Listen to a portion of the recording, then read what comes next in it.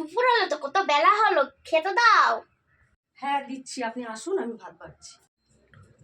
বাহ, নিন মা, এই যে বাহ, আপনার খাওয়া দাওয়া। ভালোই তো সাজিয়ে গুছিয়ে দিয়েছে। কি কি রান্না করেছে বলো দেখি, একটু শুনি।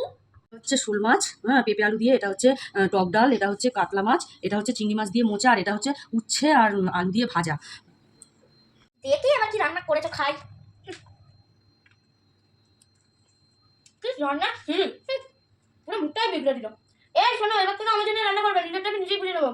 আমার জন্য রান্না করতে হবে না, মা দেবো না, দেখেছো তো। পরের দিন। কি গো বৌমা, রান্না টান্না করার কি কোনো নামগন্ধ নেই নাকি? ওটো কি গো, ওটো ওটো ওটো। কি হয়েছে মা? রান্নাটা পান্না কি করবে না নাকি? কেন মা, আমি তো রান্না করেছিলাম, আপনার ছেলে খেয়ে অফিস চলে গেছে, বাদ বাকি আমি খেয়ে শুয়ে পড়েছি। আপনি তো কালকে বললেন যে আপনার জন্য রান্না করতে, না আমার রান্না বান্না ভালো না, ওই জন্য আমি আপনার জন্য তো রান্না বান্না কিচ্ছু করিনি।